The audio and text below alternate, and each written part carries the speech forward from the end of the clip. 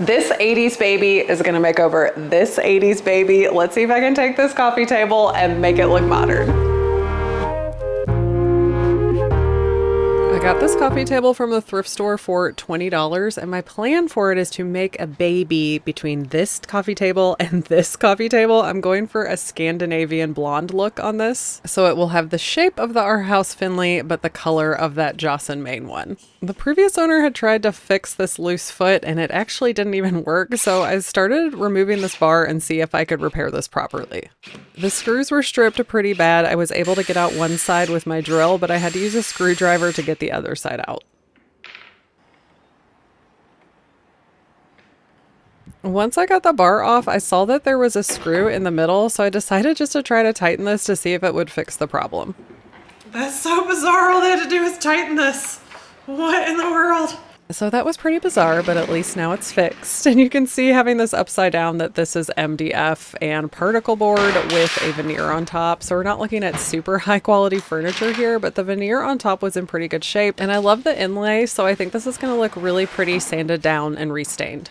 When I saw this in the thrift store, the thing that immediately drew me to it was this curved edge, because I have a backlog of pole wrap. If you've never seen me work with this before, this goes around like basement poles, so it's really bendable and pliable, but it has a oak veneer on it, so it gives it a very beautiful fluted look. So my plan is to attach this all the way around the table and give it a more modern look. I'm so excited that this is an 80s table that does not have glass inlay, because there's not much I can do with that. So I'm gonna start by stripping back this top and getting it down to natural bare wood. So I have grabbed my carbide scraper to strip the existing top off before I start sanding. Everything I'm using will be linked down in the description box, and you can also tap here for anything that's available through YouTube shopping. The carbide scraper is helping me get off that top layer of varnish. It's going to make sanding a lot easier and faster, and it's going to save me a lot of sandpaper. The sound it makes is a little grating, but it works so well. To clean up my shavings as I go, I'm grabbing my Festool dust extractor. I hook this up to my sanders and it gives me dust-free sanding. It is a huge investment, but it is one of my favorite tools, and I use it with every flip I do.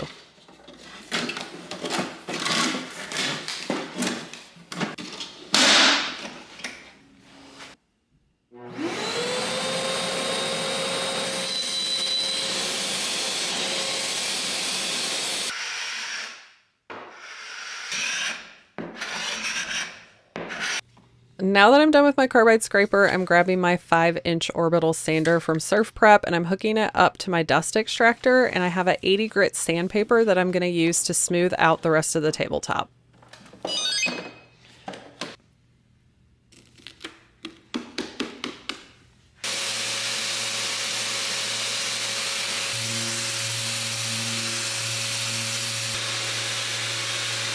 After I do a pass with the 80, I'm going to grab a 150 to smooth it out for staining.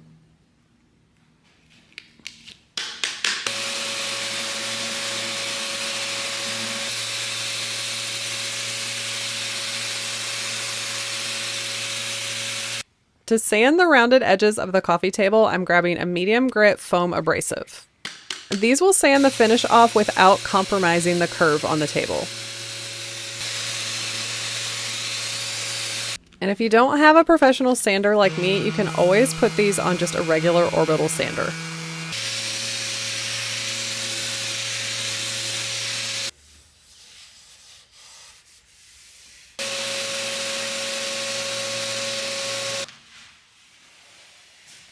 Okay, I'm fully prepped. Now I'm ready to flute this. I am working with pole wrap today, and I've worked with this a lot.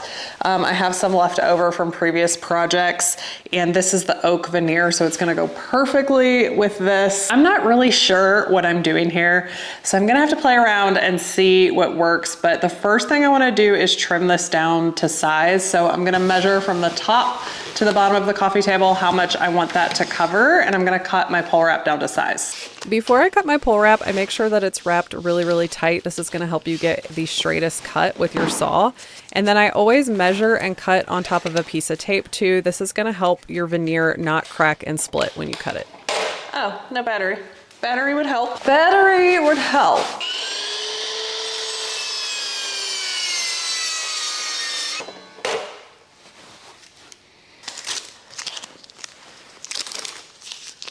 Got a pretty clean cut. Okay, in my mind, this is gonna work out really great, but in reality is a different story a lot of times. Oh, who knew there was actually instructions for pull wrap? Okay. Okay, so after looking at how this is gonna lay, I have a lot of flat surface like here and all around the side and here and even up here to put glue. So I'm gonna use a fast curing, like heavy holding glue, and I'm gonna see how it holds, and hopefully I don't have to put any nails in here because then I wouldn't have to fill, and that will save me a lot of time. Before I put my glue down, I'm using a tack cloth to remove any dust from my table, and then I'm also removing the dust from the back of the pull wrap from cutting it. I'm using this Instant adhesive. It cures in 30 minutes, so it's a really strong hold, and it can be repositioned up to 3 minutes. I had this on hand and it worked really well, but looking back, getting some liquid nails would probably be a lot easier to spread it on faster. Once I got the pull wrap in place exactly where I wanted it, I grabbed some clamps and clamped the bottom and then put some weights on top. This is going to hold my pull wrap in place while it's drying and make it lay flat against the table.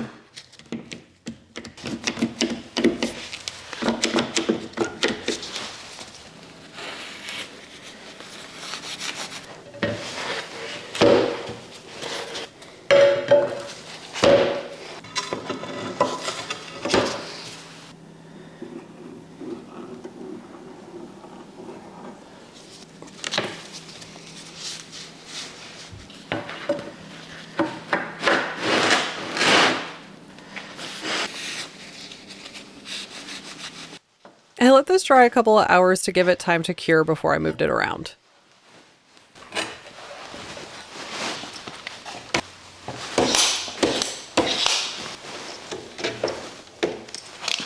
I need to wrap my next piece, so maybe I'm gonna lay it on this. I'm worried about this cracking off though. Let's try it. Oh, please don't rip off. Okay, I'll just be really gentle with it. Oh gosh, okay. Gently, gently, gently. Okay, I think that's good. Okay. Now I'm just gonna repeat the same process and continue doing the pull wrap around the coffee table.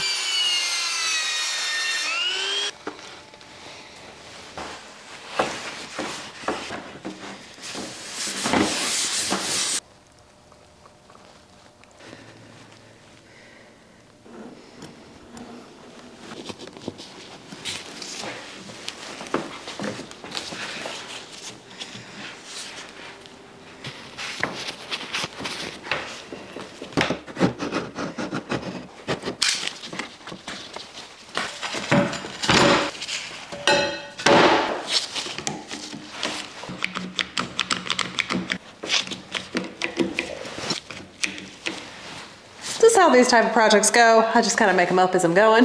I forgot how easily you can cut this with a utility knife. And I found that I only want to have one piece go around the curve, and that makes it a lot easier. So I think I'm gonna keep cutting it in sections and like do the curves and then do the flat pieces. And that's probably gonna work a lot better going the rest of the way around.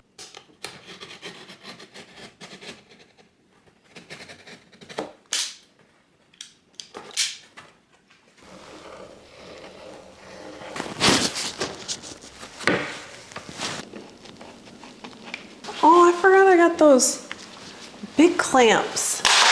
What am I doing? I don't expect any of you to have these, but I won these in a furniture flipping contest. So I'm gonna use it. Look at that.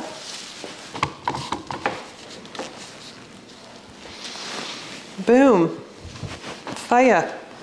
So I have learned that it's easier to cut it up and to do it in sections as I need. You can line it up really tight and close, and it's just gonna help you make it stay even all the way around the table. I'm now cutting the curved section separate. So the next piece I have to do is this nice flat piece. Then I'll do my curved piece. Then I have one more flat piece to go and I'll be done.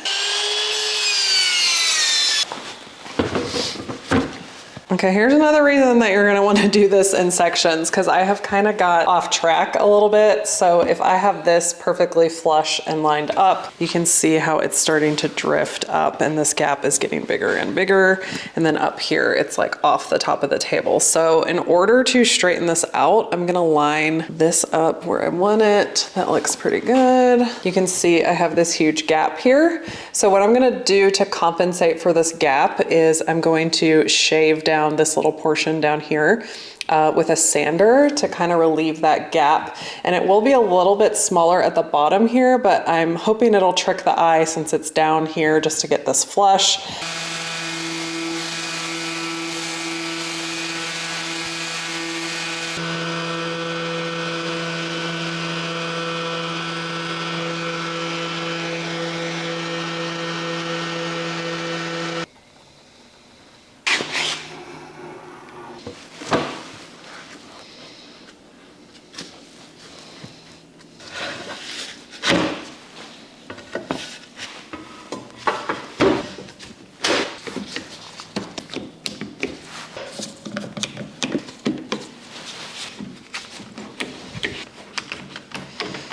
As I worked my way around the last edge and got the two pieces in the top into place, I realized I was in a little bit of trouble because I didn't measure this out and I didn't use a level, so my last piece was way off. So I had to do that process to shave down the edge with my sander again to make it fit.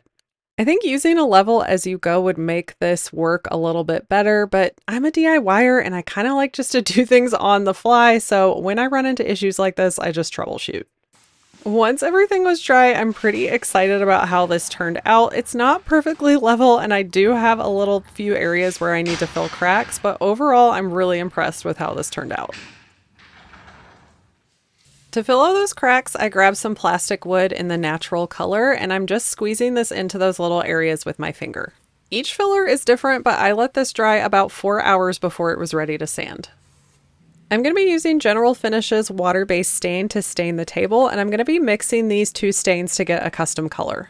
For this particular stain, you want to make sure that everything's sanded down with a 150 followed by a 180. I already have the top sanded to 150, so I'm going to go ahead and do all the sides. Once I got that done, I switched to the 180 and did the tabletop and all around the sides.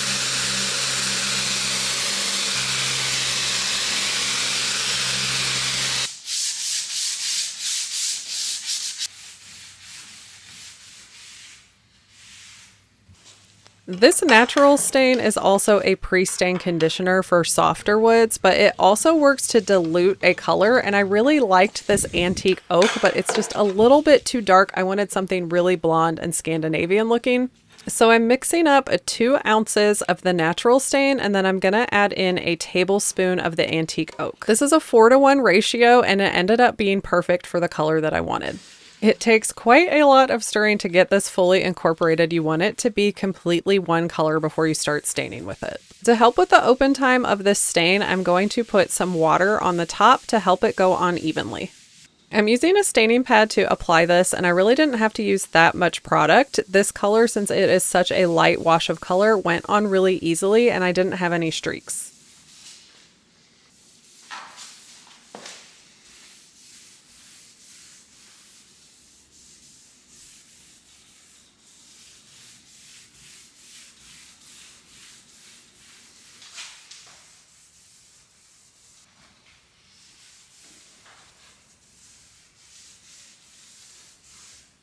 Once I got the color completely on, I just used some lint-free cloths to wipe back any excess that was left behind.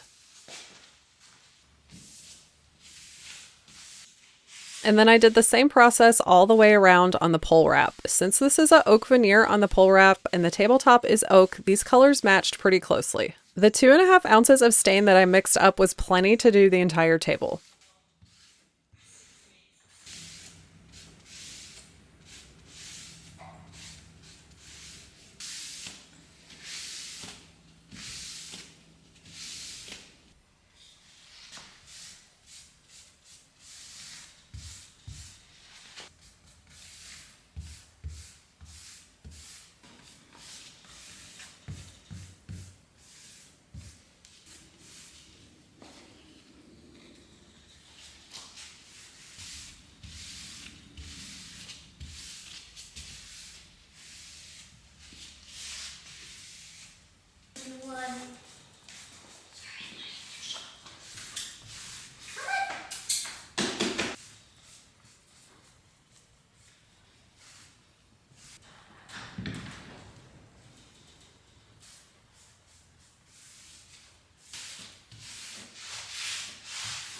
This process went really fast and it was really easy, and I got a beautiful finish.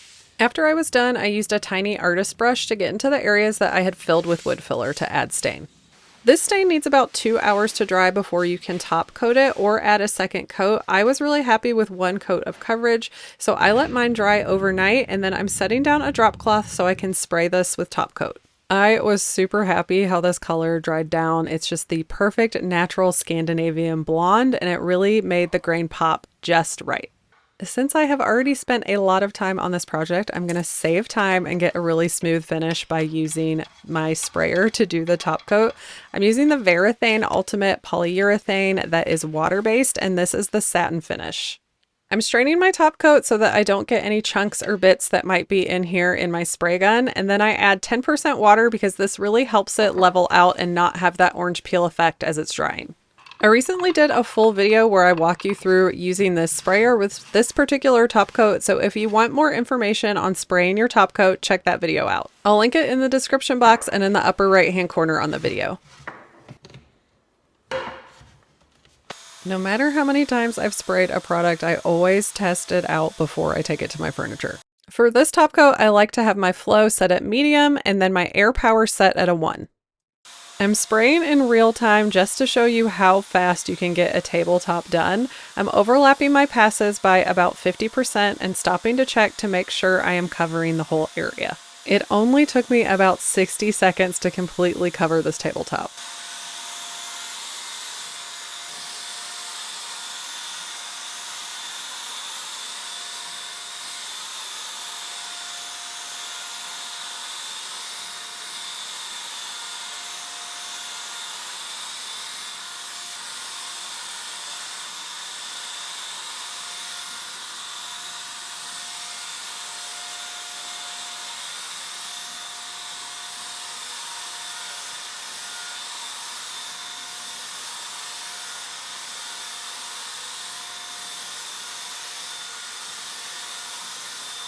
Doing the sides was super easy because with these vertical lines up and down, I could really see where my passes were overlapping. Since this is a water-based finish, it's going to clean up with just soap and water, and while it goes on milky white like this, it will dry down crystal clear.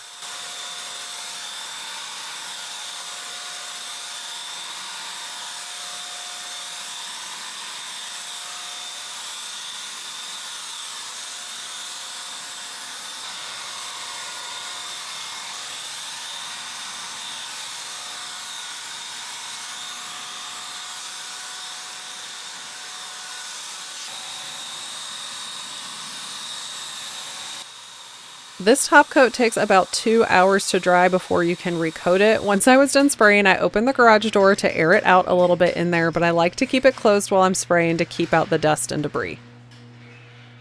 In between coats, I like to use a very fine sandpaper just to smooth out any rough edges or bumps that I might have before I add that next coat. I also wipe back my dust, although I did not shoot that, and then I sprayed the top coat on just the way I did the first coat. The manufacturer recommends doing 3 coats for the best protection, and each coat is just going to go on exactly the same.